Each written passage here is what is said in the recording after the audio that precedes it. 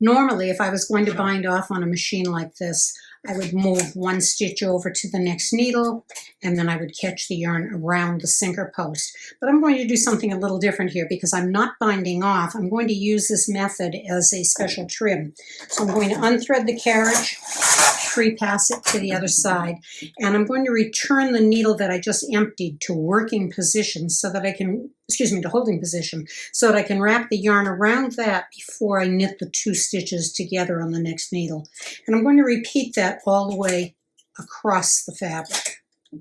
Empty needle back to work, lay the yarn across into the hook of the needle that has 2 stitches and knit it through. Now, the yarn that's wrapping around that empty needle does not form a stitch. What it does is make sure that as I bind off, I don't tighten up on the yarn at all to bind up the edge.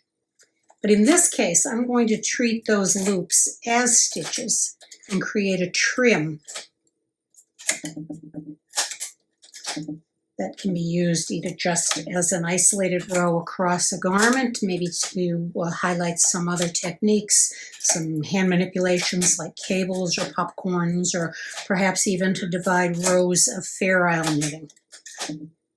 I can also use this particular treatment here as a crease line for a hem, and it forms a really beautiful edge because it adds a little bit of texture right on the lower edge. When I get to the end, I'll deposit the second to last stitch on the last needle, catch the yarn around, knit them through, and rethread the carriage and go on knitting. So what I've formed, and I've got another one down here, is just a row of texture that, as I said, will stand out as a dividing row or offer a really nice crease for a hem edge. But I can elaborate on that a little bit more. And that's exactly what I'm going to do. I'm going to begin on the left, just because that's how my written directions are worked out. And you can obviously do this from either side. This time I'm going to move the first stitch to the second needle, bring the empty needle back into working position, and then I'm going to pass the yarn over the needle with the 2 stitches, over the empty needle, and then back into the hook of the needle that has the 2 stitches. So it's sort of a figure 8 that I'm forming here.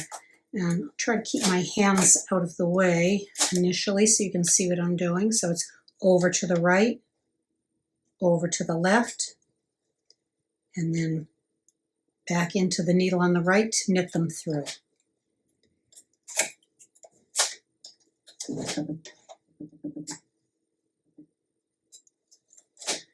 I tend to use my right thumb to keep the stitches back, or the loops back on the needles where they belong.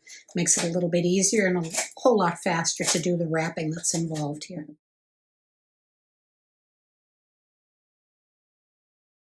You want to keep the wrapping nice and even. I don't want to say loose, but you certainly don't want to bind up around the needle so that it pulls the fabric in.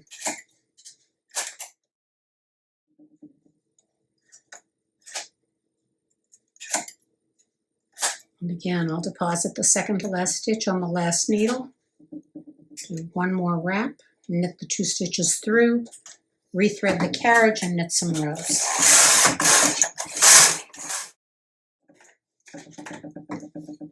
And if we compare the two, I think you can see that there's a whole lot more texture. This was just the basic bind-off method, and then on this one is that figure of 8, and it sort of creates a sideways knitted stitch effect, almost a chained effect across the fabric. There's one more that I'd like to show you that's got a little different texture, a little more raised texture.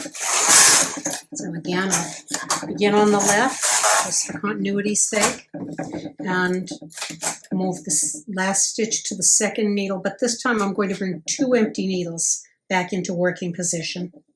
And then I'm going to weave the yarn over and under, back under and over the second needle, and finally over to the third needle. So you can see that there's quite a bit of wrapping here. And that's going to add more texture.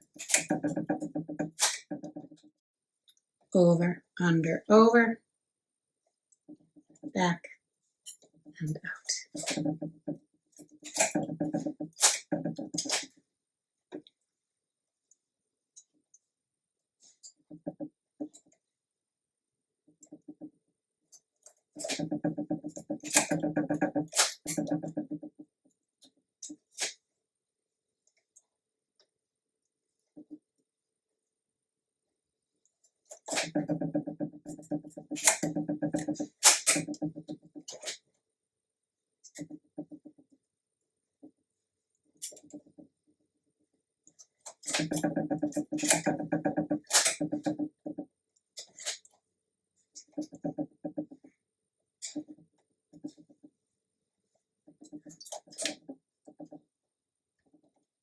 Once again, at the end, just knit through the last needle, rethread the carriage, knit one row, and then eliminate this extra needle on the left by transferring the stitch that's on there to the adjacent needle. Otherwise, you'll continue to increase the number of stitches on the machine.